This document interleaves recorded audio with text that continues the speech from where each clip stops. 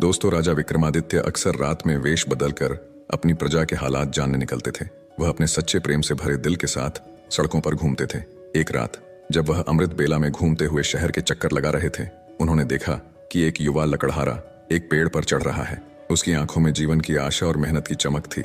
लेकिन तभी अचानक एक भयंकर भालू उस पेड़ पर चढ़ने लगा। राजा ने आश्चर्य से देखा कि भालू कैसे उस पेड़ पर चढ़ रहा है, क्योंकि यह आमतौर पर भालू की आदत नहीं होती।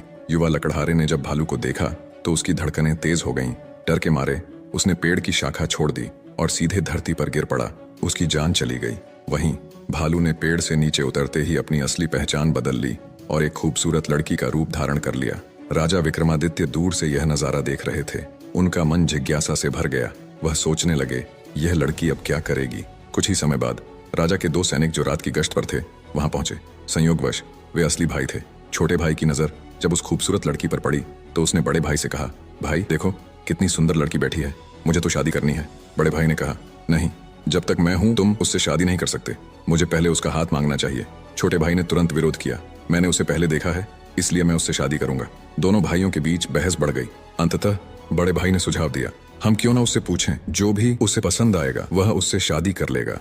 जब दोनों भाई उस खूबसूरत लड़की के पास पहुंचे, बड़े भाई ने पूछा, हे सुंदरी, तुम कौन हो और यहाँ क्या कर रही हो। लड़की ने जवाब दिया, मैं पास के गांव में रहती हूँ और अपने पति की खोज में इस जंगल में घूम रही हूँ। छोटे भाई ने पूछा, तुम्हारा पति कहाँ है, अगर तुम चाहती हो तो हम तुम्हारी मदद कर सकते हैं। लड़की ने मुस्कुराते हुए कहा, मैं अभी अविवाहित हूँ और एक योग्य व्यक्ति की खोज में हूँ। छोटे भाई ने गर्व से कहा, हम दोनों भाई अभी अविवाहित हैं, तुम चाहो तो किसी एक से शादी कर सकती हो। लड़की ने एक शर्त रखी, मैं उससे ही शादी करूंगी जो तुम दोनों में से सबसे बहादुर और शक्तिशाली होगा। ये सुनकर दोनों भाइयों में लड़ाई शुरू हो गई। अपनी बहादुरी साबित करने के लिए उन्होंने अपनी तलवारें निकाली और एक दूसरे को घातक चोटें पहुंचाईं। अंततः दोनों भाइयों ने एक दूसरे को मार डाला और लड़की ने खौफनाक तरीके से हंसते हुए एक दिशा में चलना शुरू किया।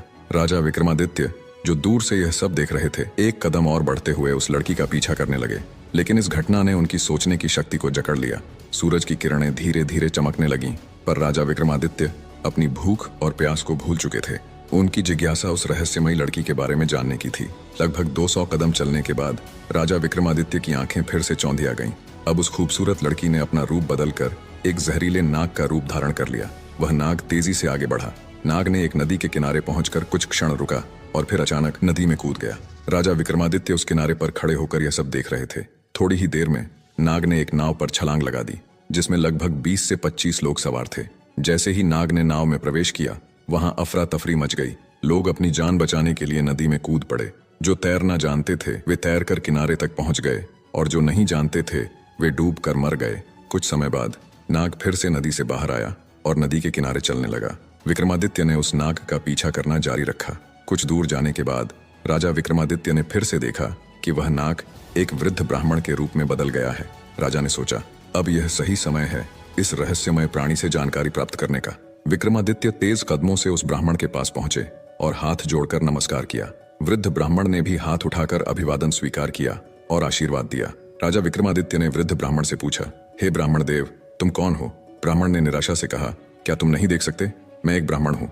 राजा ने फिर से कहा, तुम झूठ बोल रहे हो, तुम ब्राह्मण नहीं हो, है ना। ब्राह्मण ने चिढ़ते हुए कहा, फिर तुम मुझे बताओ मैं कौन हूँ।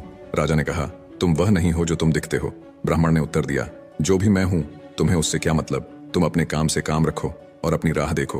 राजा विक्रमादित्य ने दृढ़ता से कहा, मैं तुम्हें बिना सच जाने नहीं छोड़ सकता, तुम्हें सच बताना ही होगा। ब्राह्मण ने फिर कहा, मैंने तुमसे कहा ना कि मैं एक ब्राह्मण हूँ। राजा ने कहा, तुम मुझसे झूठ नहीं बोल सकते, मैंने तुम्हें तब से देखा है जब तुमने लकड़हारे को मार डाला था। फिर तुमने एक सुंदर लड़की का रूप धारण किया और उन दो सैनिकों को एक दूसरे को मारने पर मजबूर किया। फिर तुम जहरीले नाग में बदल गए और नदी में कूद पड़े। तुमने नाव पर सवार लोगों में अफरा तफरी मचाई। अब तुम एक वृद्ध ब्राह्मण के रूप में हो। सच सच बताओ, तुम कौन हो। राजा विक्रमादित्य की बातें सुनकर ब्राह्मण ने कहा, अगर मैं नहीं बताऊं तो तुम क्या करोगे। राजा ने अपनी तलवार निकालते हुए कहा, तब तैयार हो जाओ मरने के लिए। तुम्हें नहीं पता कि यह विक्रमादित्य की नगरी है। तुम इतने लोगों की जान लेकर इस पवित्र राजा के राज्य में जीवित नहीं रह सकते। अब सच्चाई बताओ। ब्राह्मण ने राजा की इस प्रशंसा पर जोर से हंसते हुए कहा, मुझे पता है कि यह शहर सम्राट विक्रमादित्य का है और तुम वही विश्व प्रसिद्ध सम्राट हो। फिर भी एक बात जान लो, तुम मुझे नहीं मार सकते। एक दिन आएगा जब मैं तुम्हें मरने पर मजबूर कर दूंगा। राजा विक्रमादित्य उसकी बातों को सोचने लगे। जो इस भेष में भी मुझे पहचानता है वह साधारण व्यक्ति नहीं हो सकता। फिर उन्होंने थोड़ी विनम्रता दिखाई और कहा, अब जब तुमने मुझे पहचान लिया है, कृपया मुझे बताओ कि तुम सच में कौन हो। ब्राह्मण ने कहा, तुम एक राजा हो और राजहट पर अड़े हुए हो, इसलिए मुझे तुम्हें सारी बातें बतानी पड़ेगी, मगर तुम मेरी बातों में विश्वास नहीं करोगे, इसलिए सबसे पहले मुझे तुम्हें बताना होगा कि मैं कौन हूँ। तो हे राजा, ब्राह्मण ने कहना शुरू किया, अब ध्यान से सुनो कि मैं कौन हूँ और तुम्हारी राजधानी में क्यों आया हूँ। मेरा नाम काल है। तुम जानते हो कि इस दुनिया में जन्म लेने वाले सभी जीवों की मृत्यु निश्चित है, इसलिए इस भूमि को मृत्यु लोक भी कहा जाता है। जब कोई जीव माँ के गर्भ में आता है तो सब कुछ बनने के बाद आत्मा उसमें प्रवेश करती है और जीवन जागृत होता है। इसी समय उसके मृत्यु का समय, स्थान और परिस्थितियां भी सृष्टिकर्ता द्वारा निर्धारित की जाती हैं। हे राजा, ब्राह्मण ने आगे कहा, तुम जानते हो कि चित्रगुप्त हर जीव की जीवन और मृत्यु का रिकॉर्ड रखते हैं। जब किसी जीव की मृत्यु का समय आता है तो वह धर्मराज को सूचित करते हैं। अब चूंकि सभी जीवों की मृत्यु और मुक्ति का विभाग भगवान शिव के पास है, इसलिए धर्मराज भगवान शिव से अनुमति मांगते हैं कि उस जीव को मृत्यु दी जाए। जब भगवान शिव अनुमति देते हैं तो धर्मराज मुझसे यानी काल से कहते हैं कि जाओ और उस व्यक्ति की जान ले लो, तब मैं इस मृत्यु लोक में आता हूँ। ब्राह्मण ने अपनी बातें जारी रखी, मुझे पता होता है कि कौन जीव कब, कहाँ और किन परिस्थितियों में मरेगा। मैं उस जीव को निश्चित स्थान पर निश्चित समय पर पहुंचाता हूँ जहाँ उसकी मृत्यु लिखी गई होती है। मैं वही परिस्थितियां और स्थिति बनाता हूँ। हे राजा, ब्राह्मण ने कहा, मैंने उस लकड़हारे को नहीं मारा। राजा विक्रमादित्य ने कहा, तुम फिर से झूठ बोल रहे हो। मैंने अपनी आंखों से देखा कि तुम उस लकड़हारे की मृत्यु का कारण बने। ब्राह्मण ने कहा, बिल्कुल, मैं कारण बनता हूँ, लेकिन भौतिक लोग सोचते हैं कि लकड़हारा पेड़ से गिरकर मर गया और फिर मुझे धर्मराज के आदेश का पालन करना होता है। उसकी मृत्यु पेड़ से गिरने के कारण लिखी गई थी, इसलिए मैंने एक रूप धारण किया और वही परिस्थितियां उत्पन्न की ताकि वह उस घटना का शिकार हो जाए। सोचो, ब्राह्मण ने समझाया, अगर मैं असली रिच होता तो क्या वह कभी पेड़ पर चढ़ पाता? वह कभी नहीं चढ़ सकता था, लेकिन मैं वहां था और मेरे लिए कुछ भी असंभव नहीं है। अगर हम उन सैनिक भाइयों की बात करें तो मैंने उन्हें भी नहीं मारा, क्योंकि उनकी मृत्यु एक दूसरे के हाथों लिखी गई थी। इसलिए मैंने उनके लिए एक सुंदर लड़की का रूप धारण किया। नाव में जो कुछ लोगों की मृत्यु डूबने के कारण हुई, उनकी मृत्यु भी इसी तरह लिखी गई थी।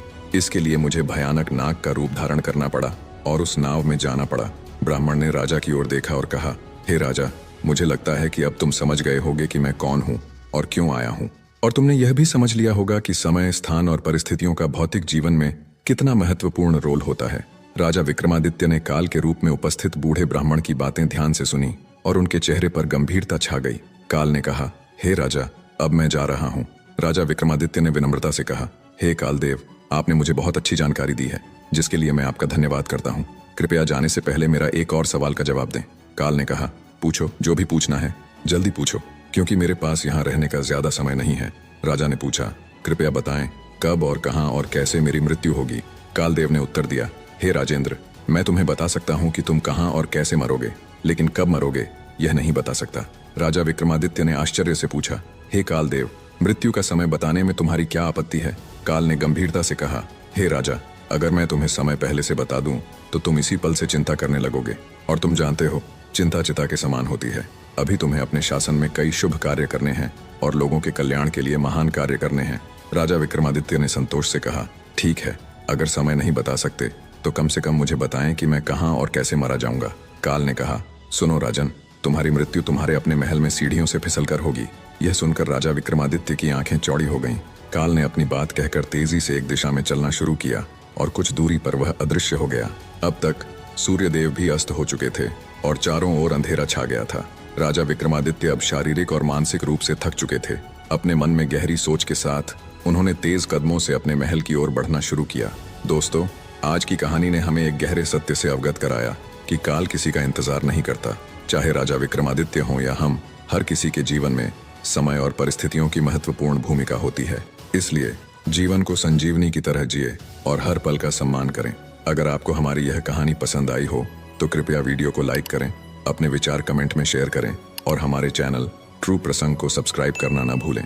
याद रखें, हर दिन एक नया अवसर है, इसे बेकार मत जाने दें। आपका धन्यवाद और अगले वीडियो में फिर मिलेंगे। जय श्री कृष्णा, राधे राधे।